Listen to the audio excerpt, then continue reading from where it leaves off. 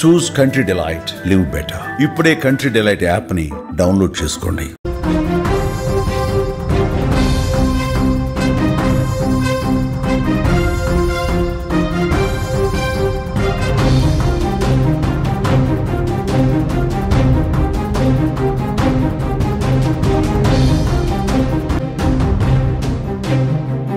విజయవాడలో బాంబు బెదిరింపు కలకలం రేపుతోంది. ఇప్పుడు బీసెంట్ రోడ్ లో ఎల్ఐసి బిల్డింగ్ ను బాంబు పెట్టి పేల్చేస్తామంటూ గుర్తు తెలియని వ్యక్తులు శనివారం ఉదయం ఫోన్ చేసి బెదిరించారు. పోలీస్ కంట్రోల్ రూమ్ కి ఫోన్ రావడంతో అంతా పరుగులు తీశారు. గవర్నర్ పేట పోలీసులు, బాంబ్ స్క్వాడ్, డాగ్ స్క్వాడ్ అక్కడికి చేరుకుని రోడ్లో తనిఖీలు చేశారు. 20 మంది 5 దళాలుగా విడిపోయే సోదాలైతే నిర్వహించడం జరిగింది. తనిఖీల కోసం ఉదయం కొన్ని దుకాణాలను పోలీసులు మూసివేయించారు కూడా. అయితే ఎలాంటి బాంబు ఆనవాళ్లైతే అక్కడ కనిపించలేదు.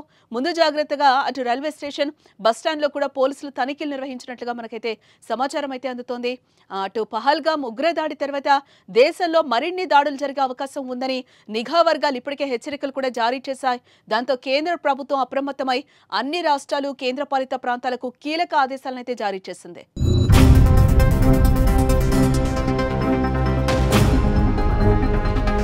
దేశవ్యాప్తంగా భద్రత కట్టుదిట్టం చేయాలని, బలగాలు అప్రమత్తంగా ఉండాలని కూడా ఆదేశించింది. ఈ క్రమంలోనే దేశంలో హై అలర్ట్ అయితే కొనసాగుతోంది. స్లీపర్ సెల్స్ పై ఫోకస్ చేశారు.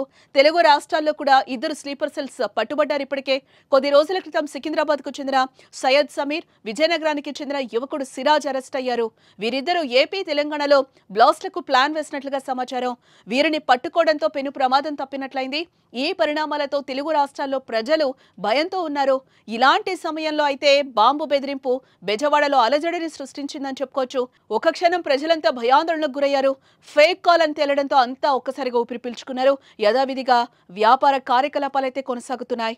అయితే కాల్ చేసిన వ్యక్తి ఎవరు అనేది అయితే ఇంకా తెలియాల్సి ఉంది. బీసెంట్ రోడ్ అంతా కూడా ఒక 5 టీమ్స్ వచ్చాము. 5 టీమ్స్ వచ్చి 5 డాగ్స్ తోటి వచ్చాము. స్టార్టింగ్ నుంచి ఎండింగ్ వరకు ఆ రోడ్ అంతా కూడా థరోగా చెక్ చేసాం. కానీ ఎక్కడ కూడా మాకు బాంబు అనేది ట్రేస్ అవుట్ కాలేదు. రైల్వే స్టేషన్కి ఎందుకు వచ్చారు సార్? రీజన్ ఏమన్నా? రైల్వే స్టేషన్ కూడా మనం థరోగా చెక్ చేస్తున్నాం. ఒకవేళ ఇక్కడ నుంచి చెప్పారు కాబట్టి ఇక్కడ ఇది కూడా మనం చెక్ చేస్తున్నాం. ఇప్పుడు ఇంకా స్టార్ట్ చేసాము.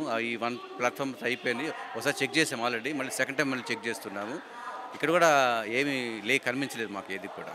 అంటే మా పోలీస్ వారు దాన్ని ఎంక్వైరీ చేస్తున్నారు. ఎవరు చేశారు ఆ కాల్ని ట్రేస్ అవుట్ చేశారు, దాన్ని ఎంక్వైరీ చేస్తున్నారు. ఎంక్వైరీ చేసిన తర్వాత అతగానే పట్టుకున్న తర్వాత మనం ఏదైనా చెప్పగలుగుతాం. అది కాకతాయితరమా లేకపోతే నిజమైన దాన్ని చెప్పగలుగుతాం. వైజాగ్లో పెట్టాము, విజయవాడలో పెట్టామని చెప్తున్నారు.